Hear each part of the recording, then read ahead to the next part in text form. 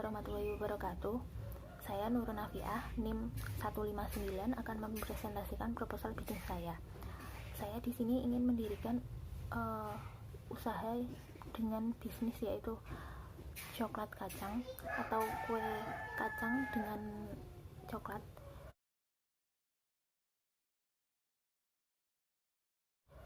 Nah, nama perusahaan saya yaitu PT Gendis Jaya yang beralamatkan di Jalan Paditayu, kilometer 7, Kecamatan Udari Ceksa, Kabupaten Pati. Saya membuat proposal bisnis yaitu coklat kacang. Nah, aspek pertama yang saya presentasikan adalah aspek hukum dan juga legalitas usaha. Usaha ini didirikan oleh saya dan teman-teman saya, yaitu saya sendiri Nurun Nafiah, kemudian Yuliana, dan juga selanjutnya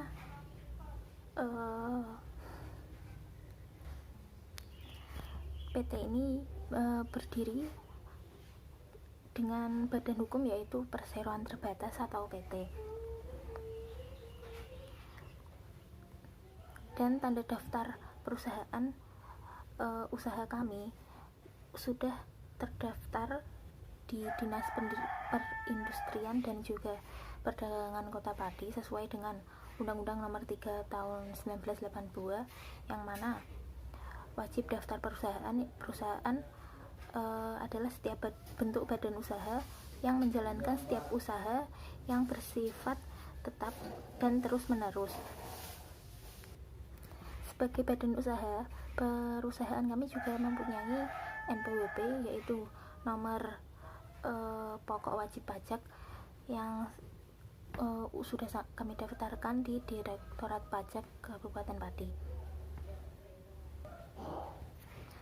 Sebagai pelaku usaha, kami juga mempunyai izin-izin usaha, yaitu surat izin usaha industri, izin domisili, dan juga izin mendirikan bangunan. Nah, untuk buktinya, usaha kami ini mempunyai bukti mengenai identitas para pemiliknya, yaitu dengan kartu tanda penduduk beserta identitas lainnya yang diperlukan, dan juga keabsahan dokumen lainnya, yaitu ada status hukum tanah, keabsahan sertifikat, dan juga surat kendaraan bermotor guna melancarkan usaha kami dalam mendistribusikan produk kami, serta surat-surat lainnya dan sertifikat lainnya berupa sertifikat pangan dari BPOM dan juga sertifikat halal dari Majelis Ulama Indonesia. Sekian presentasi dari saya. Untuk aspek selanjutnya akan disampaikan pada minggu berikutnya. Wassalamualaikum warahmatullahi wabarakatuh. Assalamualaikum warahmatullahi wabarakatuh. Nama saya Nurun Nafiah, NIM 159. Oke, pada kesempatan hari ini, pada minggu kedua ini, saya akan menjelaskan tentang aspek manajemen. Dalam proposal bisnis saya ada yang akan saya jelaskan, yaitu bentuk organisasi dan juga sumber daya manusianya.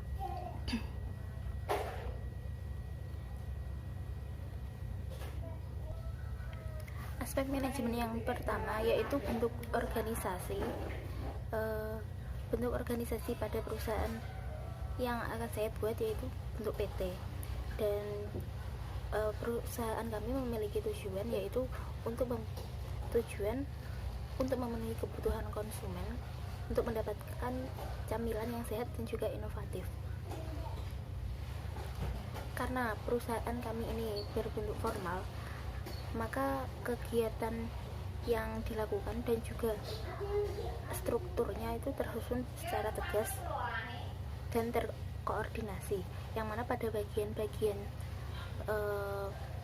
sumber daya manusianya sudah disusun secara tegas sesuai dengan porsinya masing-masing. Selanjutnya yaitu untuk sumber daya manusianya, kita terdiri dari 20 orang, yang mana terdiri atas 1 orang pimpinan, kemudian 1 orang manajer pemasaran, kemudian manajer keuangan, terus juga ada manajer sumber daya manusia, terus 1 orang manajer produksi,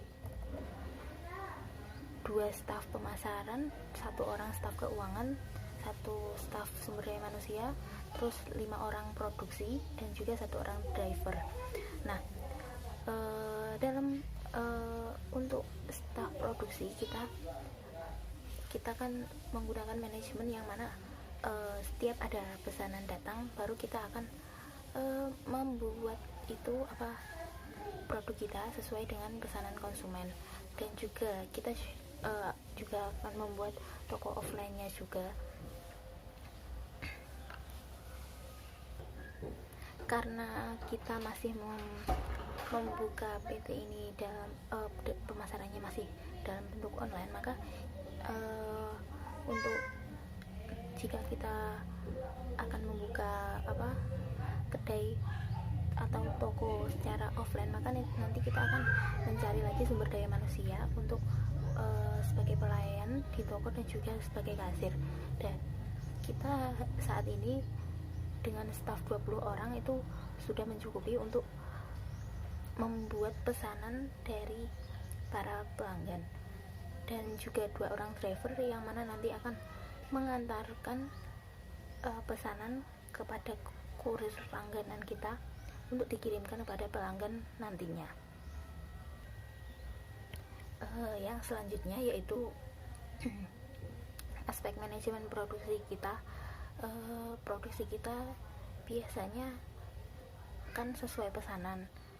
Nah, untuk konsumen sendiri kita bisa menghubungi nomor yang sudah tertera pada kemasan produk kita. Di situ kita melayani pemesanan, dan juga pada untuk biasanya untuk acara-acara besar kita akan ditangani ada di itu khusus untuk melayani pesanan itu. Dan untuk acara besar biasanya harus 1 minggu sebelumnya, karena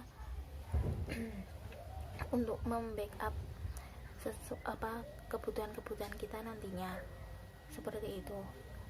Terus juga karena kita ini PT-nya juga masih bentuk kecil, maka kita juga membuat ada sosial media kita yang untuk memasarkan produk-produk kita dan memperkenalkan produk kita kepada para konsumen, dan juga setiap pelanggan yang membeli produk kita juga mintai testimoni agar bisa lebih banyak lagi yang tahu tentang produk kita. Baik, itu tadi penjelasan saya tentang aspek manajemen dari perusahaan saya. Terus ada lagi yang perlu diketahui, bahwa karena ini skalanya masih kecil, jadi kita juga stafnya masih sedikit, dan juga meskipun kita perusahaannya masih kecil, aspek manajemen kita sebisa mungkin kita koordinasikan, dan strukturnya sudah tersusun secara jelas, yang mana tadi ada pimpinan, manajer pemasaran, manajer keuangan, dan manajer SDM, dan juga manajer produksi yang membantu kita untuk berkembang menjadi lebih baik lagi. Oke, itu kira-kira penjelasan dari saya. Sekian dari presentasi dari saya. Kemudian untuk aspek yang selanjutnya akan saya buat pada minggu berikutnya. Wassalamualaikum warahmatullahi wabarakatuh. Assalamualaikum warahmatullahi wabarakatuh. Nama saya Nurun Nafiah, NIM 17203101159. Pada minggu ini saya akan mempresentasikan proposal bisnis plan saya, yaitu minggu ketiga ini tentang aspek pemasaran. Aspek pemasaran yang pertama, saat kita membuka sebuah bisnis, yang pertama harus menentukan segmentasi, targeting, dan juga positioning. Nah, untuk yang pertama yaitu segmentasi pasar. Nah, segmentasi pasar kita membagi pasar menjadi beberapa kelompok pembeli yang berbeda. Karena dengan membagi kelompok pembeli itu kita akan lebih mudah untuk memasarkan produk kita. Bagaimana cara kita memasarkan produknya? Karena kan pasti kalau anak muda sering bermain sosial media, kita memasarkannya lewat sosial media. Terus kalau ibu-ibu atau lansia, kita memasarkannya bisa dari mulut ke mulut atau yang lain. Kemudian yang kedua yaitu targeting. Targeting ini kita melakukan evaluasi keaktifan setiap segmen.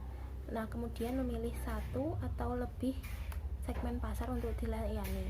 Nah, pasar sasaran kita itu mencakup segala usia, yaitu baik lansia, dewasa, atau remaja.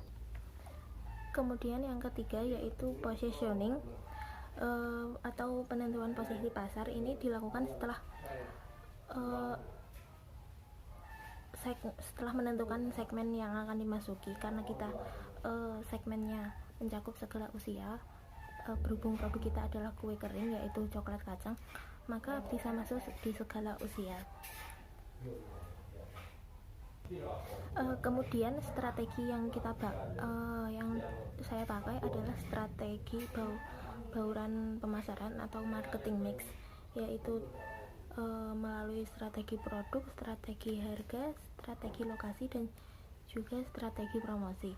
Untuk strategi produknya sendiri itu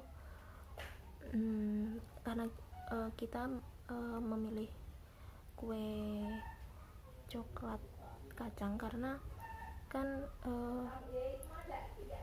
kita menyasar semua usia, yang mana coklat ini pasti digemari semua usia. Tapi yang lebih spesifik lagi untuk anak muda dan juga remaja, berhubung ini juga momennya mau lebaran, mau puasa, jadi kan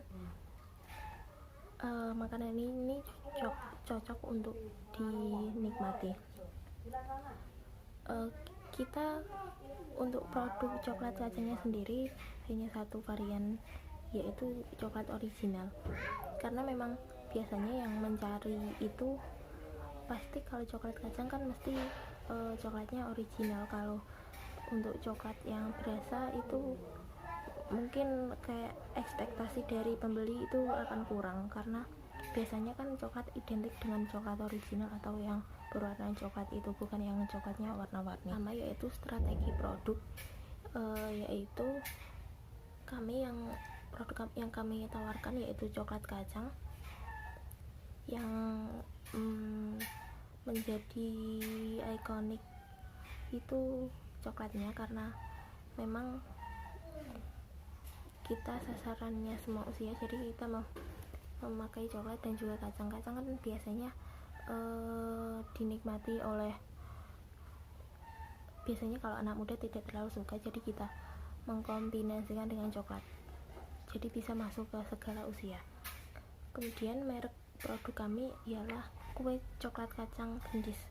Mengapa kami memilih nama gendis? Karena kan kata tersebut dalam bahasa Jawa artinya kan gula. Nah, karena produk kami ini manis, jadi kami memakai nama itu. Kemudian selain merek, kita juga menggunakan kemasan berupa itu toples bening.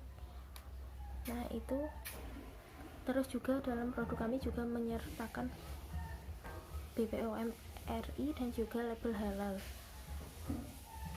biar itu konsumen percaya bahwa produk kita itu halal dan juga menggunakan bahan-bahan yang aman. Kemudian untuk strategi promosi sendiri, kita menggunakan lebih banyak menggunakan media sosial ya, karena itu mudah untuk semua kalangan juga bisa mengakses media sosial dan juga dari mulut ke mulut. Selanjutnya yaitu strategi harga.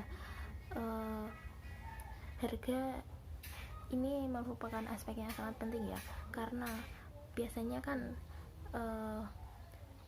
harga itu mempengaruhi penjualan dari produk kita.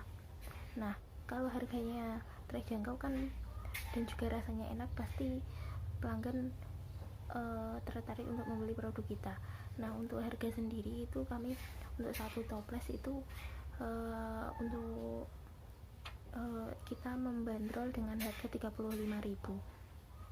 dan juga 30.000 karena kita memakai dua kacang, yaitu kacang mete dan juga kacang biasa. Nah, untuk kacang mete itu 35.000 dan juga kacang metenya itu 30.000. Nah, dan bila konsumen membeli 5 toples sekaligus, maka kita akan memberikan diskon 10%. Kemudian yaitu untuk strategi distribusi, kami menggunakan jasa pengiriman yaitu JNE dan juga JNT. Terima kasih telah menyaksikan video ini. Aspek selanjutnya akan kami bahas pada minggu berikutnya. Wassalamualaikum warahmatullahi wabarakatuh. Assalamualaikum warahmatullahi wabarakatuh. Nama saya Nurul Nafiah, NIM 1720310159. Pada kesempatan kali ini saya akan menjelaskan tentang aspek operasi dalam bisnis plan saya, yaitu ada dua aspek operasi, yaitu rencana pengembangan dan juga rencana pengoperasian usaha. Nah, dalam rencana pengembangan di sini saya akan membahas tentang masalah lokasi, sarana prasarana, tenaga kerja, dan bahan baku dalam pembuatan bisnis saya. Yang pertama yaitu dalam aspek operasi, yaitu evaluasi lokasi. Lokasi usaha ini berada di Jalan Patitayu kilometer 7, dan lokasi ini kebetulan itu dekat dengan jalan raya.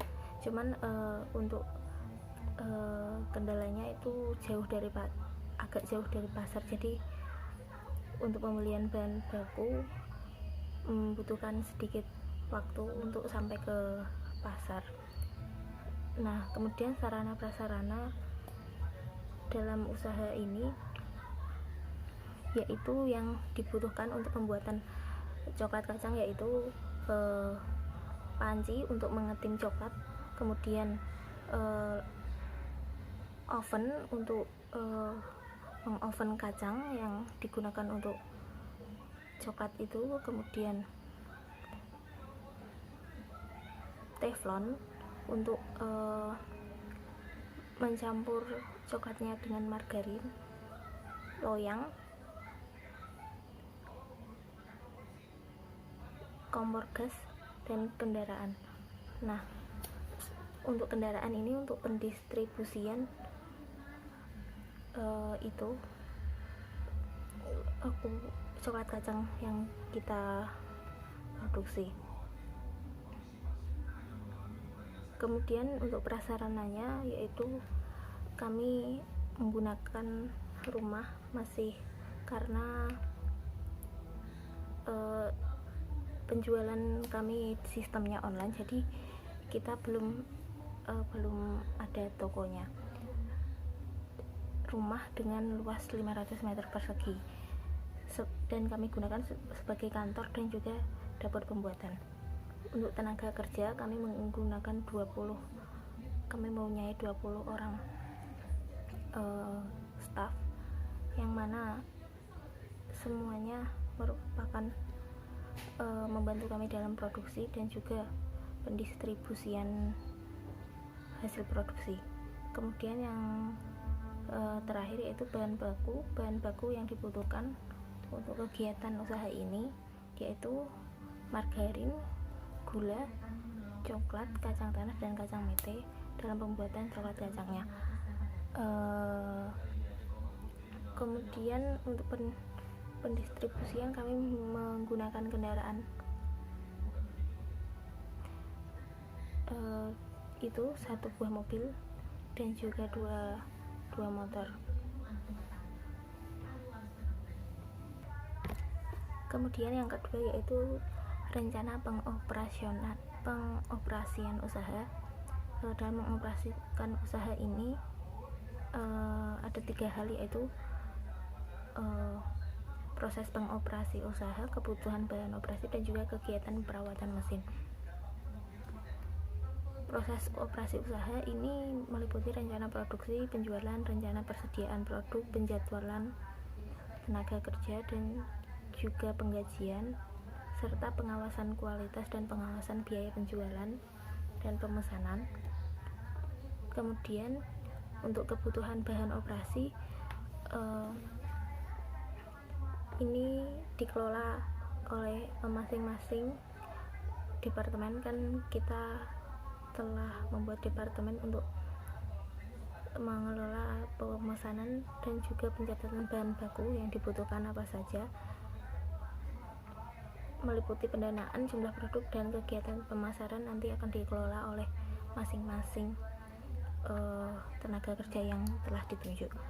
Kemudian untuk perawatan mesin ini kami menggunakan tenaga ahli mesin yang akan kami kerjakan di waktu tertentu, bukan pegawai tetap, karena kegiatan perawatan mesin ini hanya dibutuhkan 1 bulan sekali agar mesin yang digunakan tetap baik dan juga tidak ada kerusakan.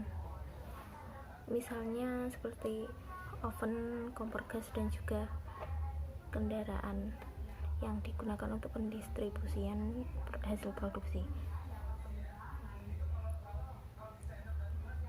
Mungkin itu saja dari aspek operasi yang saya jelaskan. Wassalamualaikum warahmatullahi wabarakatuh. Assalamualaikum warahmatullahi wabarakatuh.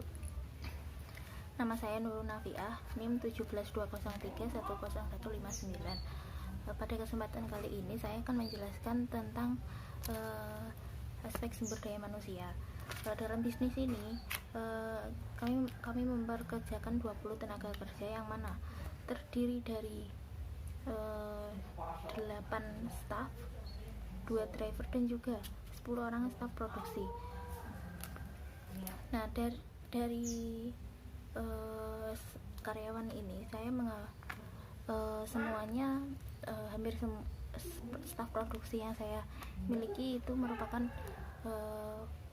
ibu-ibu sekitar atau tetangga di sekitar rumah saya, karena kebetulan saya melihat banyak yang menganggur, jadi kenapa tidak saya memperkerjakan mereka. Kemudian dalam proses produksi saya dan juga untuk meningkatkan keterampilan tenaga kerja yang dimiliki, maka dilakukan beberapa pelatihan di awal masuk dalam bisnis ini, atau agar karyawan betah kerja di bisnis ini, maka dari awal karyawan sudah menandatangani kontrak yang berisi tentang hak-hak dan kewajiban yang akan dibayarkan oleh perusahaan, dan juga sanksi bila karyawan terdapat pelanggaran atau hal-hal yang tidak sesuai dengan kontrak.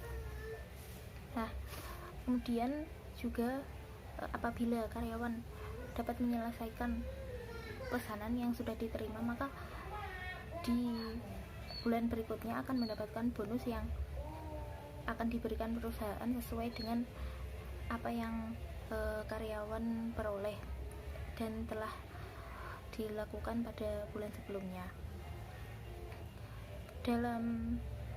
Untuk evaluasi karyawan juga ada setiap bulan untuk melihat performa karyawan sendiri, apakah ada penurunan atau ada hal-hal yang salah atau tidak sesuai dengan kontrak, maka akan dievaluasi oleh manajer sumber daya manusia, yang mana hal tersebut akan pada karyawan itu nanti akan diberikan nasihat agar performanya bisa lebih meningkat lagi. Kemudian karena ini karyawan saya ambil dari warga sekitar, maka dalam kontrak kami juga telah mencantumkan bahwa perusahaan ini mempunyai, meskipun masih perusahaan yang kecil, tapi kita menerapkan aturan yang tegas. Bukan berarti karena tetangga sekitar maka peraturannya juga tidak tegas. Kami sudah menjelaskan di awal supaya nantinya ke belakangnya bisa karyawan lebih kooperatif lagi dalam menjalankan pekerjaannya. Kemudian untuk menunjang karyawan dalam bekerja, kami juga telah menyediakan tempat yang nyaman dan juga memberikan kelonggaran untuk cuti jika ada keperluan mendadak ataupun izin jika memang diperlukan. Untuk libur sendiri kami memberikan kelonggaran karena seperti yang diketahui kan dari karyawan banyak yang merupakan ibu-ibu, jadi bila ada keperluan mendadak ada sedikit kelonggaran hari libur lah, supaya karyawan itu betah dalam bekerja dengan saya. Mungkin itu saja yang bisa saya sampaikan pada kesempatan kali ini. Untuk selanjutnya, aspek terakhir yaitu aspek keuangan akan disampaikan pada video berikutnya. Saya minta maaf apabila ada salah-salah kata atau perbuatan yang kurang mengenakan. Wassalamualaikum warahmatullahi wabarakatuh. Assalamualaikum warahmatullahi wabarakatuh. Nama saya Nurun Nafiah, NIM 17203100159. Pada kesempatan kali ini saya akan menjelaskan tentang aspek keuangan dari bisnis plan saya, yang mana yang aspek yang pertama yaitu untuk kebutuhan dana investasi. Biaya operasi yang digunakan adalah sebesar 200 juta, yaitu untuk mendirikan bangunan, dan juga modal kerja untuk membiayai seluruh aktifanya mencapai 550 juta. Dan total kebutuhan dana investasi sebesar 900 juta. 900 juta ini didapat dari modal gabungan antara dua pemilik, yaitu sebesar 800 juta, yang mana masing-masing orangnya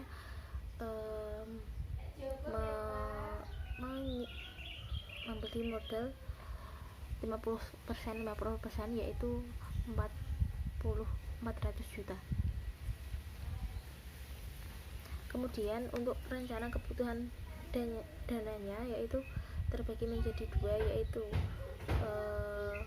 rencana kebutuhan dananya, yang mana rencana ini terbagi untuk membeli tanah, kemudian membangun itu bangunannya, terus membeli mesin pengaduk, kemudian teflon, kompor gas, ada sofa, terus peralatan kantor, perlengkapan motor, dan juga mobil untuk mendukung kegiatan operasional perusahaan ini. Kemudian untuk itu adalah aktiva tetapnya. Kemudian untuk aktiva lancarnya,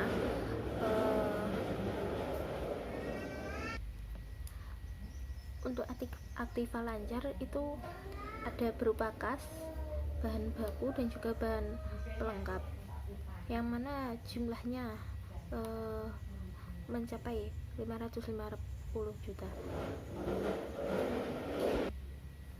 Dan yang terakhir yaitu untuk proyeksi keuangannya, ini termasuk dari gaji karyawan, kemudian driver, dan juga staf produksi, serta pajak dan biaya-biaya lain.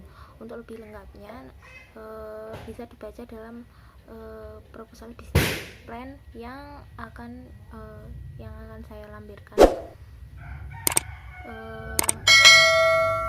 Mungkin itu saja penjelasan dari saya tentang business plan ini.